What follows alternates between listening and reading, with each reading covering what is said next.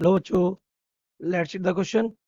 A uniform rod of length small and mass capital M rotating about a fixed vertical axis on the smooth horizontal table.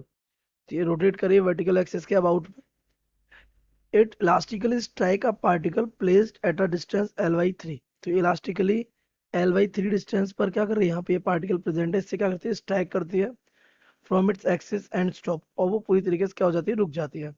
Mass of the particle is, बताना है particle का mass कितना होगा। Option A 3m, option B 3m/4, option C 3m/2 and option D 4m/3। So let's see the key concept of this question.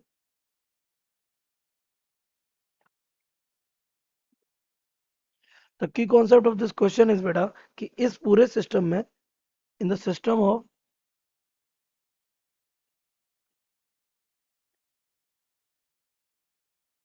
Rod and particle,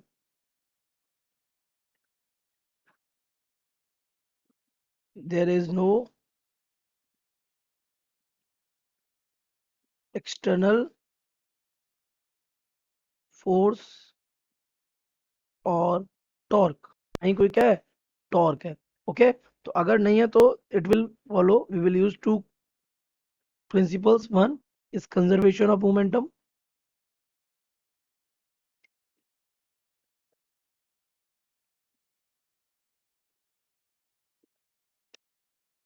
the second is conservation of energy. और ये दोनों क्यों लगेंगे, क्योंकि हमारा जो collision है, collision कैसा है, कॉलिजन इज इलास्टिक।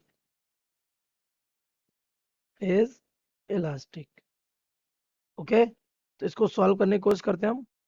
ये हमारा यहाँ पे रॉड, ये रॉड से कितनी लेंथ नीचे है, ये L/3, यहाँ पे गिवन है ये L/3। और ये रॉड इस तरीके से क्या कर रही है, रोटेट कर रही है। तो अगर हम इस पे लगाएं कंजर्वेशन ऑफ मोमेंटम, तो ये आपका प्रिंसिपल कहता है भाई conservation of momentum,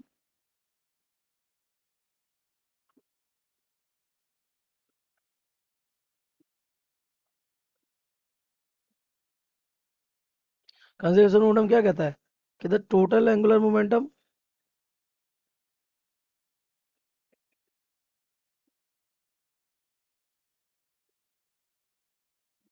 before collision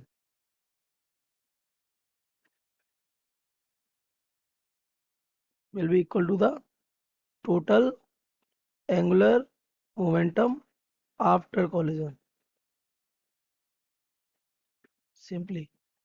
तो हम यहाँ पे अगर टोटल एंगुलर मोमेंटम पहले देखें तो हमारा पार्टिकल इसमें था, रेस्ट में था, सिर्फ रॉड मूव कर रही थी।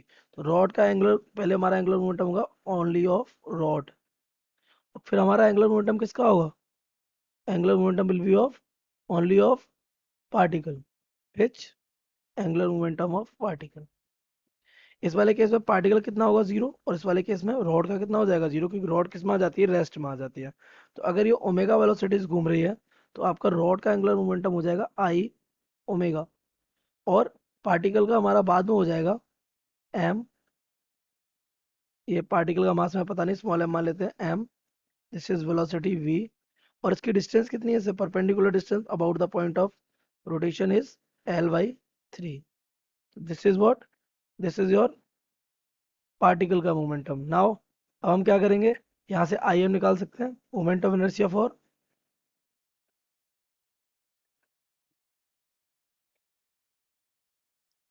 Of rod about centre of mass. तो ये आई हमारा क्या होता है, ये आई हमारा होता है M L² अपॉन 12। तो अगर हम इसको यहाँ पुट कर दें तो ये this become M L² upon 12, और ये मास कैपिटल एम है हमारा, क्योंकि रॉड का मास है, और ये ओमेगा आ जाएगा यहाँ पर, और it is equal to the किसके, M small M, and this is V, and this is L/3। तो ये एल से एल हो जाएगा कैंसिल, और ये चला जाएगा कितना टाइम्स, 4 टाइम्स। तो this will become M L/4 omega is equal to M V. यहाँ से अगर हम वी कैलकुलेट करें तो V will be M L/4m। So this is first equation. Now we will apply the conservation of energy. So by conservation of energy. तो अगर हम energy conservation लगाएंगे तो पहले एनर्जी किसकी होगी, सिर्फ और सिर्फ रोटेशन की, फिर उसके बाद एनर्जी किसकी आ जाएगी, ट्रांसलेशन की। तो रोटेशनल एनर्जी होती है हमारी हाफ आई ओमेगा स्क्वायर, और ट्रांसलेशनल एनर्जी आ जाएगी half M V square. I is moment inertia of rod, so it is capital M L square divided by 12, and it is omega square is equal, it is small m। और v हमारा क्या हो जाएगा, v अभी भी हमने calculate किया है, M L omega upon, this is capital M L omega, M L square upon 12 omega square is equals to small m capital M square L omega, L square omega square upon 16 m square. तो इस वाले m से ये वाला m cancel हो जाएगा, L square से L square cancel हो जाएगा, ओमेगा स्क्वायर से ओमेगा स्क्वायर कैंसिल हो जाएगा, और इस वाले एक m से इस वाला एक m कैंसिल हो जाएगा। तो यहाँ बचेगा 1/12 इज इक्वल्स टू, तो 1/12 इधर बचेगा, इधर बचेगा कितना, m capital M upon 16 small m, capital M upon 16 small m। हम we need a value of small m, तो small m will be upon 16 small m. So it will be small m is equals to 3m by 4. So if we match our option B, 3m upon 4 is correct. So correct option